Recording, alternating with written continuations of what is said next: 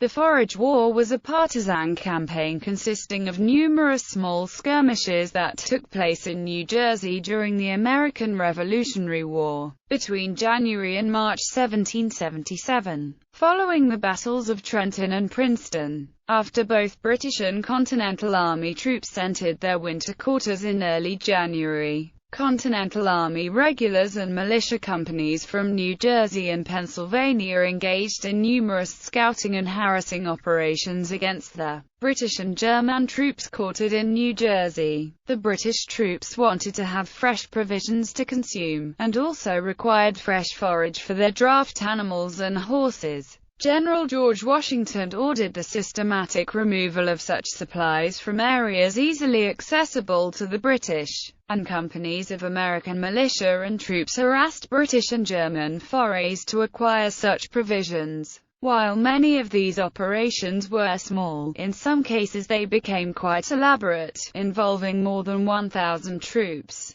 The American operations were so successful that British casualties in New Jersey exceeded those of the entire campaign for New York. Background: in August 1776, the British Army began a campaign to gain control over New York City, which was defended by George Washington's Continental Army. Over the next 2 months, General William Howe quickly gained control of New York, pushing Washington into New Jersey. He then chased Washington south toward Philadelphia. Washington retreated across the Delaware River into Pennsylvania, taking with him all the boats for miles in each direction. Howe then ordered his army into winter quarters, establishing a chain of outposts across New Jersey, from the Hudson River through New Brunswick to Trenton and Bordentown on the Delaware River. The occupation of New Jersey by British and German troops caused friction with the local communities and led to a rise in patriot militia enlistments.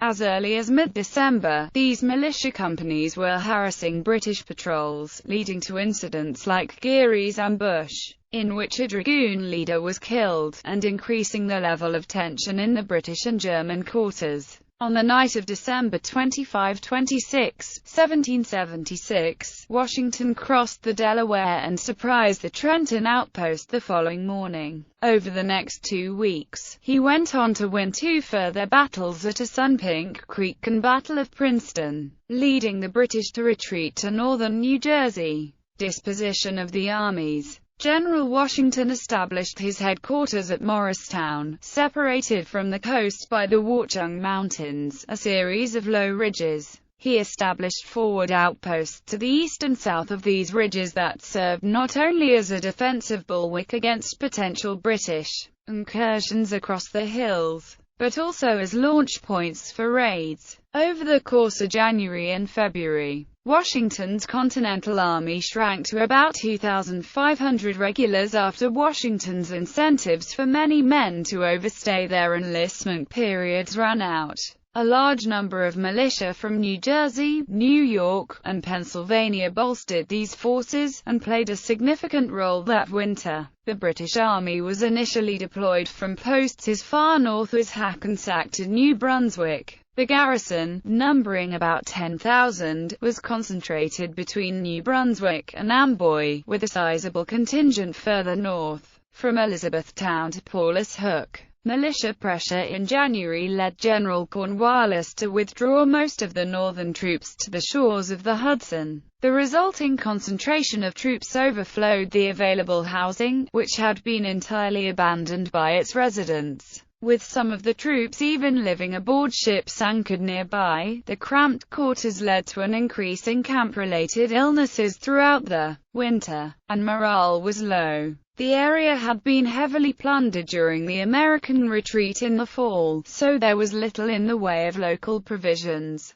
The men subsisted largely on rations such as salt pork, but their draft animals required fresh fodder, for which they sent out raiding expeditions. Tactics. Early in the winter, Washington sent out detachments of troops to systematically remove any remaining provisions and livestock from convenient access by the British. General Cornwallis sent out small foraging and raiding parties in January. These were met by larger formations of American militia companies, sometimes with Continental Army support, that led on occasion to significant casualties. In one early example, Brigadier General Philemon Dickinson mustered 450 militia and drove off a British foraging expedition in the Battle of Millstone on January 20. Washington gave his commanders wide latitude in how to act, issuing commands that they were to be constantly harassing the enemy, and that they should be aggressive in their tactics. These early successes depended in part on successful intelligence. One British commander reported being met with force, notwithstanding the orders were given. But a few hours before the troops moved, even supply convoys bringing provisions from outside the state to the large garrison at New Brunswick were not immune to the American attacks, where the Raritan River and the roads from Perth Amboy offered opportunities for sniping and raiding.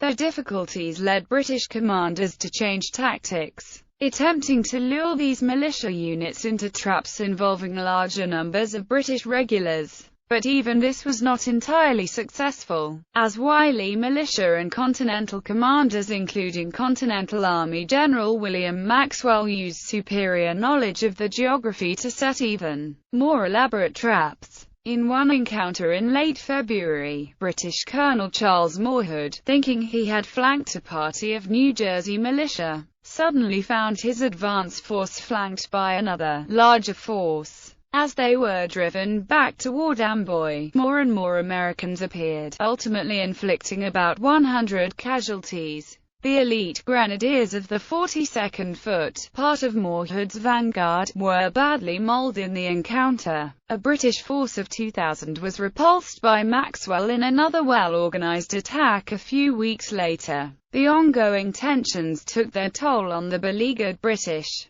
The horses constantly saddled, and that the army would have been gradually destroyed through this foraging. Some forage was provided from New York, but it was never sufficient for the army's needs. As a consequence, the British were forced to provide many supplies from Europe, at great cost and risk to the Royal Navy. Selective Actions. Elizabethtown, a regiment of Waldeck infantry, a few companies of the 71st Foot and a troop of British light dragoons were stationed at Elizabethtown, New Jersey in the winter of 1776 to 1777. On the 5th of January 1777, a British cavalry patrol was ambushed by militia near the town. One trooper was killed and a second was wounded. The next day, about 50 Waldeck infantry emerged from the town with a small escort of light dragoons with instructions to clear the country. Led by Captain Georg von Haacker, the strong patrol was attacked near Springfield by New Jersey militia. In Elizabethtown, the soldiers heard distant gunfire. Hours later, the bedraggled British horsemen came back without the foot soldiers.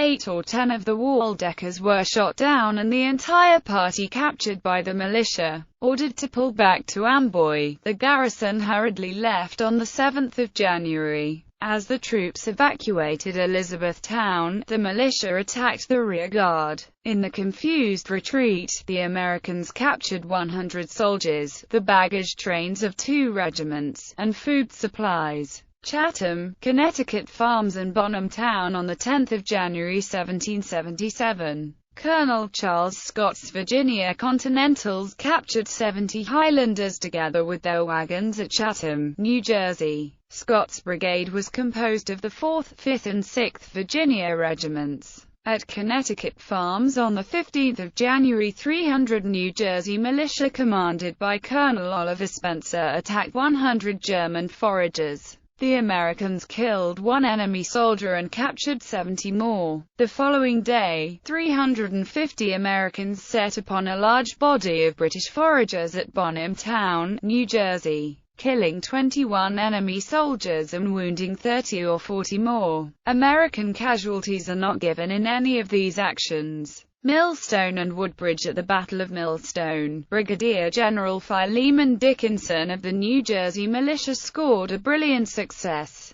On 20 January 1777 near Van Ness Mill, 400 militia and 50 Pennsylvania riflemen crossed an icy stream and fought a pitched battle with 500 British regulars and 3 cannons. The British lost 25 casualties, 12 prisoners, 43 wagons, 104 horses, 115 cattle and about 60 sheep.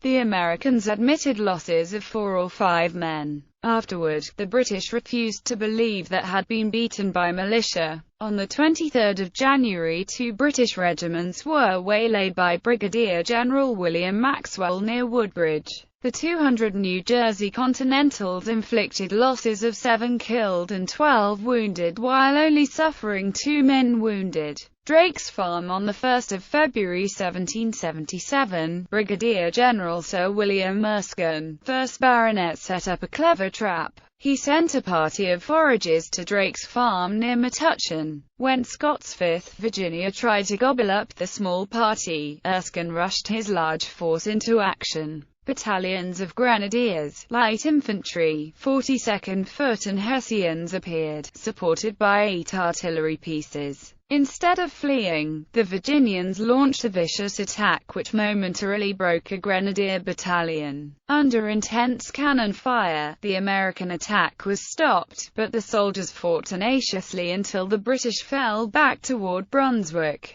The Americans admitted 30 to 40 casualties while claiming to have killed 36 British and wounding 100 more. The action was marred by an ugly incident when Lieutenant William Kelly and 6 other wounded Americans were abandoned during a tactical withdrawal. The frustrated British fell upon the 7 helpless men with bayonets and musket butts and slaughtered them all. When the Americans recovered the mangled bodies, they were infuriated.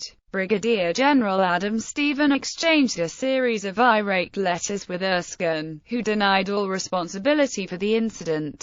Spanktown on 23 February 1777, Lieutenant Colonel Charles Moorhead was sent with a reinforced brigade to destroy any rebel forces he could catch. He set out with a battalion each of light infantry and grenadiers, plus the 3rd Brigade. The latter formation consisted of the 10th Foot, 37th Foot, 38th Foot and 52nd Foot, recently transferred from the Rhode Island garrison. Near Spanktown, now Rahway, New Jersey, Moorhead found a group of militia herding some livestock covered by a larger body of Americans waiting on a nearby hill. The British officer sent the Grenadier Company of the 42nd Foot on a wide flanking maneuver. Just as the Grenadiers prepared to launch their assault, they were fired on from ambush and routed with the loss of 26 men. At this moment, Maxwell sent his superior force forward to envelop Moorhead's force.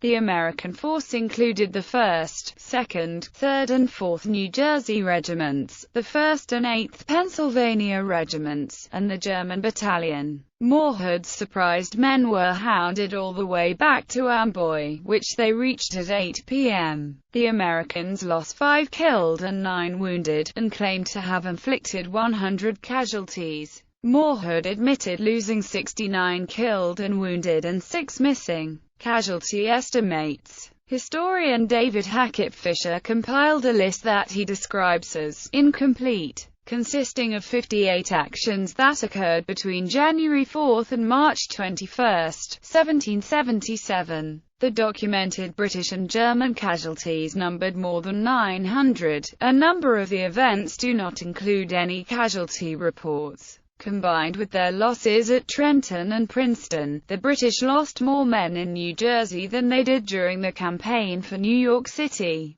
Fisher does not estimate American casualties, and other historians have not compiled any casualty estimates. Fisher notes that relatively few official reports of American unit strengths for this time period have survived. Ending. The 1777 military campaigns began to take shape in April. General Charles Cornwallis punctuated the winter skirmishes with an attack on the Continental Army outpost at Bound Brook on April 13.